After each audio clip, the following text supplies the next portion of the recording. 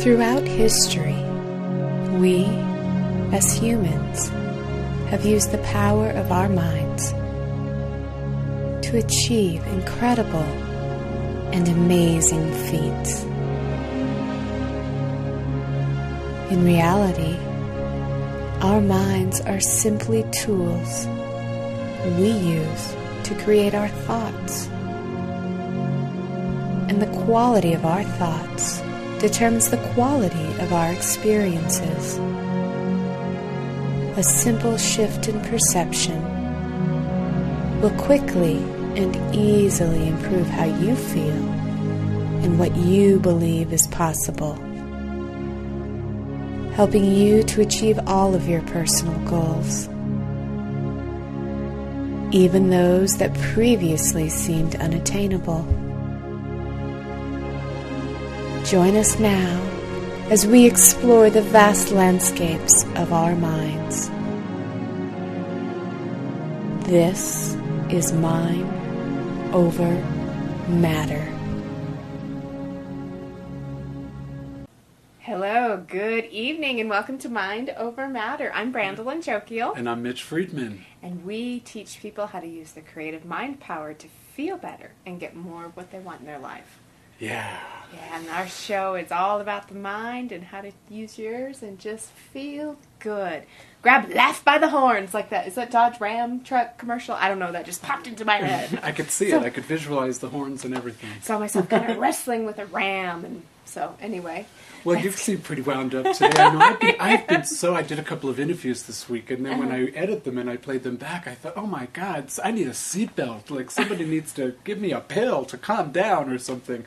I need to listen to some of my tapes. I think this spring air, it's just been so beautiful. Plus, I went snowboarding last week. They got a little bit of snow in Santa Fe, so I went up to the top of the mountain, and I was so surprised. They had like 5 feet of snow. The whole top of the mountain was opened. I thought I was going to get a couple of runs in and real slushy kind of spring skiing, but it was beautiful up there. I had a really good time, and first time I've been snowboarding all year. I could hardly even believe it, but I got so worked up and so wound up. In March, it was the first time, Mitch? I know. Can you believe it? I guess I've just been busy, doing other stuff and hiking a lot, and it just didn't seem like a real ski kind of season to me this year. I didn't have it in me. But it was so fun to go last week, and it got me all worked up and beautiful, beautiful. I had experienced a lot of snow last week too, and Bernie and I and the kids went to Ruidoso. My mom lives there, and we have a little cabin there, Ruidoso, New Mexico. If you've never been, it's beautiful. It's this beautiful little mountain town.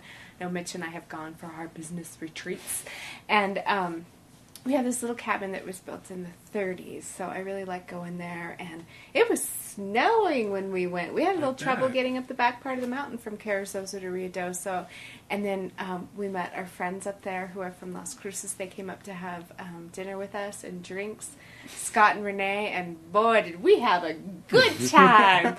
We saw the most fantastic band. Okay, I have to tell you a little bit about Ruidoso, and how it works. So they have how it works, because this is it's a town. It works a certain way. So it is. It's really different. It is like entering into a kind of a different world when you go to Ruidoso. It's so beautiful. It's like more of being in a mountain town kind of feeling. It's definitely a mountain town, and there's a lot of tourists, a lot of people who come from Texas and Mexico, because that's the nearest place to ski, and there's skiing there, although I'm not a big skier. Maybe that'll change someday soon. But there's a strip. It's called Midtown, and this is where everything's happening on the weekend, and there's a couple of bars across the street from each other, and then there's one down the street. So we kind of went, first we wanted to hear some music. Renee and I love to dance. We went to school together. We met in 2nd grade, so we've known each other for a while. So we're like, woo, let's cut loose, let's have a good time. And so we went into the first place, and they were playing some pretty good music, and then a DJ came, and he was really doing some like rap stuff and things that, I mean, I can get jiggy with it. Oh, Gabriella's just going to freak when she hears me say that. That's so old school. That's old school. Is that a hip thing? Or no, that's very old school. Oh, and so we decided to leave. We went across the street to the country bar, and it was really, I like country music. I love dancing country, but it was boom chicky, just like, and Bernie was like, I could see two-stepping. Yeah, well, two-stepping is okay, but when it's real, like, twangy, just real country. Was it live or just? It was live, and the band was country. good, but it just wasn't our flavor for the night. So we went a little further down the street, down basically underneath a restaurant, and almost nobody was there. And this band of 3 guys called Homegrown Nation, they're from Ruidoso, were rocking it out. They were so good, Mitch. They would go from doing like a really a hardcore Michael Jackson number, playing it in a real hardcore way, to Johnny Cash, and then to Clarence CCR. They were just like all over the place, and we were dancing. We were like the only people dancing, buying them drinks. We had a good time. So cool. that was my week. So you had like a real mountain experience on a mountain, and I was in a mountain town in a bar. Well, you inspired me when I knew that you and Bernie were going to Ruidoso. I thought, oh, what if they're going to be on the mountain and snow and skiing? And it's just it's Angel Fire that's up in, what's the name of the mountain? No, it's Ski Apache. Ski Apache. The End of That's the Mountain what it is, Gods, right. the Mescalero Apaches. Yeah, Ski Apache. It's a beautiful ski area. So I got all inspired. That's what got me up to the top of the Santa Fe ski area this weekend. Or last weekend. Yeah, cool. Yeah. So it sounds like you guys had a pretty good time. I know the last time I went dancing was with you out down in Albuquerque. Oh my goodness, that was when the Martini Grill was Martini still Grill, yeah. open, and too Vanilla bad. Pop. Vanilla Yeah. Pop. We had a good So, time. had a great time with Vanilla Pop also. So, going to Ruidoso kind of leads me into some current events I read about. When we go to our little cabin, we do have electricity and we have a shower, which is nice, which is my form of camping these days. I used to be a hardcore camper, and now I'm more like, it's very nice to have a shower and a refrigerator. So, other than that, we don't have much. So we kind of just sit up in the silence of the trees, and we really kind of just unplug from the world. Nice. And I was reading in the Albuquerque Journal on St. Patrick's Day, March 17th, happy belated St. Patrick's Day, an article about what's going on in some of Chicago schools about teens voluntarily cutting back on consumption. So this article was written from an interview with some seniors at the Mundelein High School in Chicago, and more than a dozen students at this suburban high school committed to going without something this year, without something a different month every year. That didn't make any sense. No, so they're going without. They're picking a new thing to go without every month. Every month right? for an Okay. entire year. I'm so glad you're my English interpreter this evening. I'm so excited. You gave me some mints just before we started, and I think they were more high powered than mints, because I'm like, woo! We're having a good time tonight. I just told you they were mints.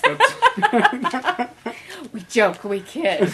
Okay, so anyway, these students who have voluntarily decided to give up something every month for an entire year are doing this, to borrow a page from Henry David Thoreau, who famously withdrew to Walden Pond for 2 years, to live deliberately, to front only the essential facts of life, and see if they could not learn what nature had to teach.